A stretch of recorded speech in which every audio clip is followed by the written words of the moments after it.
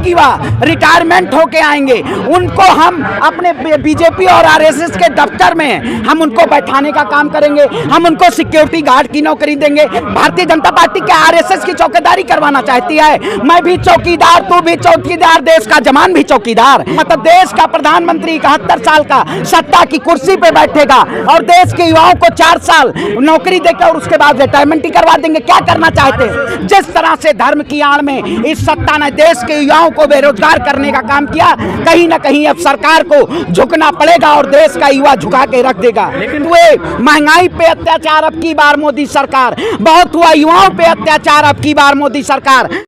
कैसे देख रहे हो? बिल्कुल कहीं ना कहीं इसकी पूर्णता जिम्मेदारी भारतीय जनता पार्टी को है। आखिर बताइए, जो सरकार 1 रैंक 1 पेंशन की बात करती थी, उसी सरकार ने आज देश के युवाओं के साथ 9 रैंक 9 पेंशन के जरिए जो अग्निपथ योजना का जो इन्होंने क्रियान्वयन किया, आखिर क्या बताइए, ऐसी योजनाओं को देश के युवाओं के लिए जरूरत थी?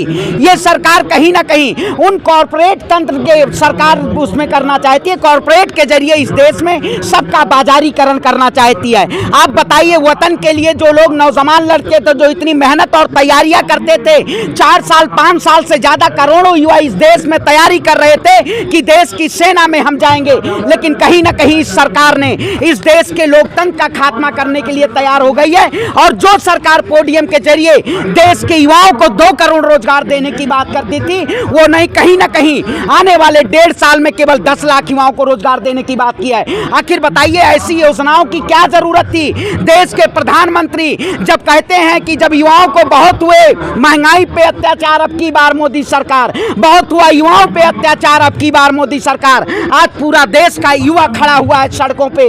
कहीं ना कहीं सरकार, ये जो तानाशाही सरकार है, ये सीधे तौर पे देश की जनता को और देश के युवाओं को बरगलाना चाहती है। मैं कहता हूं, आप बताइए, क्या बुलडोजर की राजनीति के जरिए, अग्निपथ के जरिए ऐसे ऐसे ये सरकार नए नए योजना लेके आती है जिससे आम जनता को कहीं ना कहीं पूर्णता परेशानी होती है? अग्निपथ योजना को तुरंत रद्द किया जाए और भारतीय जनता पार्टी इस देश की सत्ता में जो काबिज है, ये जनता पूर्णता आक्रोश के जरिए और क्रांति लाने का काम करेगी, क्योंकि ये सरकार कहीं ना कहीं युवाओं को छलने का काम कर रही है। जिस तरह से धर्म की आड़ में इस सत्ता ने देश के युवाओं को बेरोजगार करने का काम किया, कहीं ना कहीं अब सरकार को झुकना पड़ेगा और देश का युवा झुका के रख देगा। लेकिन कहीं ना कहीं सेना में जो पुराना कल्चर था, जातू समूह के नाम पर जो रेजिमेंट बनी हुई थी, अब वो तो खत्म हो जाएंगे ना।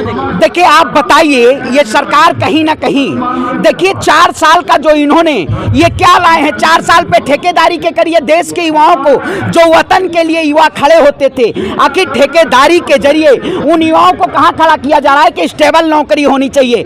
जिस तरह से पूरे देश में बेरोजगारी का आलम था, आप सीएमआई की रिपोर्ट उठा के देख लीजिए, पूरे देश में सबसे ज्यादा बेरोजगारी का आलम था। इस सरकार ने ये योजना को लाके कहीं ना कहीं युवाओं को बरगलाने का काम किया। आखिर आप बताइए, अगर सरकार रोजगार देना चाहती तो युवाओं को स्टेबल रोजगार देती। आज ऑटोमोबाइल सेक्टर में बात करिए, एफएमसीजी सेक्टर में बात करिए, टेलीकॉम सेक्टर में बात करिए, कहीं भी जो प्राइवेटाइजेशन हो रहा है, क्या सरकार उसमें बेहतर रोजगार दे पा रही है युवाओं को? सबसे ज्यादा नौकरियां रेलवे देती थी, सबसे ज्यादा पुलिस के भर्तियों में जाते थे युवा, लेकिन कहीं ना कहीं ये सरकार उसका भी निजीकरण करके और बाजीकरण देश के जो तमाम ब्राह्मण समाज के लोग जो बड़े बड़े पदों पर बैठे हैं ना, ED, income tax, supreme court, पूरा ब्राह्मण समाज सरकार के साथ है। देखिए, मैं कहता हूं, मैं सरकार के हमेशा खिलाफ, पूरा आप नहीं कह सकते हैं, क्योंकि मैं भी उसी में से आता हूं जो सरकार के खिलाफ मुंहतोड़ जवाब देने का काम करता हूं। कहीं ना कहीं ये सरकार लोगों को शोषित करने का, आप जिस तरह से बताइए, लोगों के ऊपर घरों पे बुलडोजर, एक समुदाय के ऊपर आपने देखा होगा, कहीं ना कहीं आज पूरे देश का युवा जो सड़कों पे खड़ा हुआ, इतनी आगजनी हुई, आखिर इतने लोग उसमें आरोपी हैं, उनके घरों पे बुलडोजर अभी तक नहीं दिया, लेकिन एक समुदाय को टारगेट करके कहीं ना कहीं ये सरकार किसानों के साथ जिस तरह से छलने का काम किया, उसी तरह से ये देश के युवाओं के साथ छलने का काम कर रही है। नेवी और एयरफोर्स के चीफ जो सवर्ण समाज है, वो तो कह रहे हैं ठीक है। आप बताइए, जनरल वीके सिंह को आप जानते होंगे, 62 साल की उम्र में सुप्रीम कोर्ट गए थे कि इतनी जल्दी रिटायरमेंट नहीं होनी चाहिए। आखिर आज वही इसकी दुहाई दे रहे हैं, वही 20 को बताने का काम कर रहे हैं कि बहुत अच्छी योजना है। मैं कहता हूं अगर योजना अच्छी है तो कहीं ना कहीं भारतीय जनता पार्टी अपने नेताओं को सबसे पहले अग्निपथ के योजना में जो टूर ऑफ ड्यूटी है इसके जरिए उनको सेना में भेजना चाहिए। मतलब देश का प्रधानमंत्री 71 साल का सत्ता की कुर्सी पे बैठेगा और देश के युवाओं को 4 साल नौकरी देकर और उसके बाद रिटायरमेंट ही करवा देंगे। क्या करना चाहते हैं?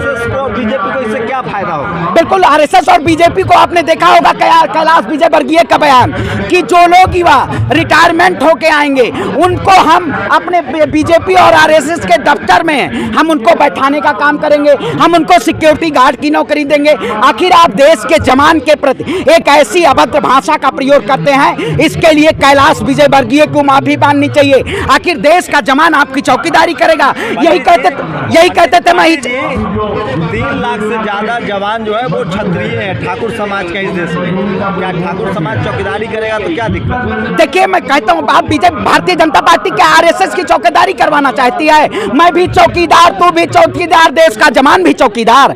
देश की जवानों को जो वतन के लिए मरते हैं, जो न कहीं अपनी जान और कुर्बानी देते हैं इस देश को बचाने के लिए, ये सरकार कहीं ना कहीं उनके साथ छलावा करने का काम कर रही है। सवर्ण समाज को क्या कहेंगे जो बीजेपी के साथ बने हुए हैं किसी कीमत पर? देखिए मैं उनको कहूंगा कहीं ना कहीं गलत के वो आप साथ खड़े हैं। जो सरकार है ये कहीं ना कहीं दमनकारी और तानाशाही सरकार है। इस सरकार ने पूरे जिस तरह से दलितों के ऊपर, मुसलमानों के ऊपर, जिस तरह से छात्रों के ऊपर, किसानों के ऊपर, महिलाओं के ऊपर जिस तरह से इस सरकार ने दमन करने का काम किया है, कहीं ना कहीं उनको भारतीय जनता पार्टी का साथ छोड़ना चाहिए और इस देश के साथ खड़ा होना चाहिए, क्योंकि देश अगर बचेगा तभी किसी का धर्म और जाति बचेगा। कहीं ना कहीं ये जाति और धर्म के नाम पे भारतीय जनता पार्टी लड़ाना चाहती है और इसको अविलंब निरस्त किया जाए।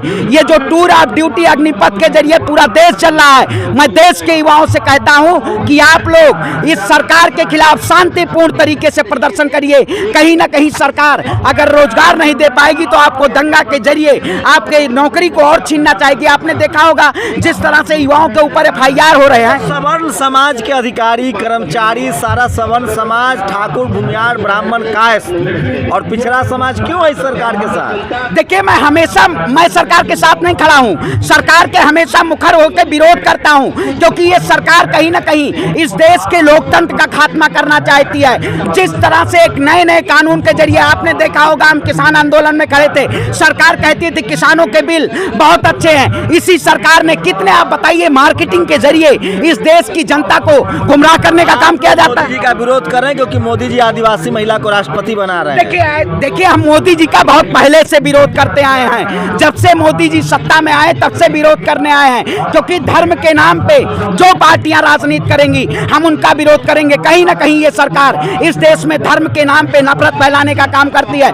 आप बताइए, यही सबसे नेता और मंत्री जब देश में कृषि बिल आया हुआ था तब यही नेता मंत्री प्रचार करने का काम करते थे। विरोधी हैं।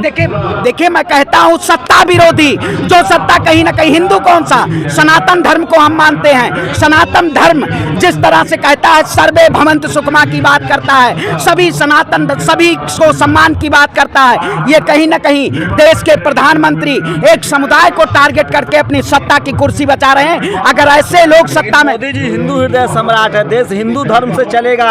अरे मोदी जी हिंदू हृदय सम्राट हैं, सबसे ज्यादा हिंदुओं को गाजर मूली की तरह कटवाने का काम किया। उत्तर प्रदेश में आपने देखा होगा कमलेश तिवारी को जिस तरह से इन्होंने CBI जांच नहीं हुई, आखिर किसके शासनकाल में हुआ? योगी आदित्यनाथ जी के शासनकाल में। आप बताइए कितने लोगों को जेल की सलाखों के पीछे डाला गया है।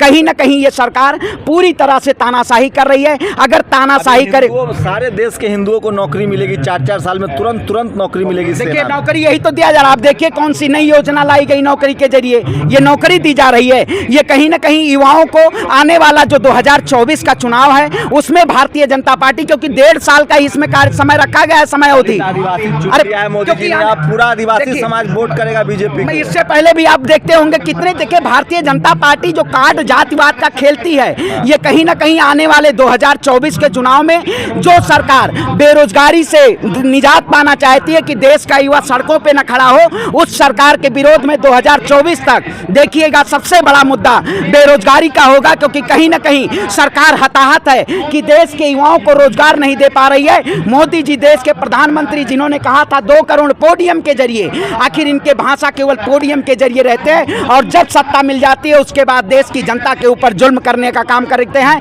ऐसी जुल्मी और तानाशाही सरकार के खिलाफ हमारी आवाज हमेशा बुलंद रहेगी और जो लोग भारतीय जनता पार्टी के साथ हैं वो कहीं ना कहीं इस देश के साथ छलावा कर रहे हैं, क्योंकि भारतीय जनता पार्टी नफरत की राजनीति कर रही है। मोदी जी लेकिन हिंदू राष्ट्र बनाकर रहेंगे, आपको क्या? देखिए, आप बताइए, धर्मनिरपेक्ष राष्ट्र है भारत, सभी का देश है, हिंदू मुस्लिम सिख ईसाई गैर नहीं, सब भाई भाई, यहाँ सभी का देश है। लेकिन ब्राह्मण समाज कह रहा है कि देह पर से कपड़ा उतर जाए, 1000 रुपए पेट्रोल। अरे भाई, हम कैसे, आप बताइए। लेकिन पूरा मैं भी ब्राह्मण समाज से आता हूँ। गधा पालो लेकिन शेर पालो, गलतफहमी मत पालो। कहीं ना कहीं वो लोग गलतफहमी पाले हुए हैं। जिस तरह से इस देश में गलतफहमी का, ये सरकार ब्राह्मण विरोधी है। देखिए भाई, सबसे ज्यादा ब्राह्मण विरोधी सरकार है ये। कहीं ना कहीं जुल्म करके ये केवल अपने सत्ता में, प्रोफेसर रतन लाल को 1 मिनट में जेल हो गया और नुपुर शर्मा को आज तक सरकार बचा रही है, कैसे ब्राह्मण विरोधी है? देखिए, भारतीय जनता पार्टी कहीं ना कहीं आपने देखा होगा उत्तर प्रदेश में जिस तरह से सरकार हताहत है। सरकार एक ऐसे मुद्दों, क्योंकि सरकार जो कार्ड खेलना चाहती है हिंदू और मुसलमान का, वो कहीं ना कहीं सरकार के लिए, सरकार के पहलों में जंजीर बांध दिया है। इसलिए आज वो मुखर होके इस पे बात नहीं कर पा रहे हैं। देश के प्रधानमंत्री कहीं ना कहीं सबसे ज्यादा ब्राह्मण विरोधी हैं और इन्होंने पूरे देश के साथ छलावा किया है। जाति और धर्म की राजनीति अब देश में नहीं चलेगी। अब भारत की एकता, अखंडता और समृद्धता जो हमेशा थी वही रहेगी। जय हिंद, जय भारत।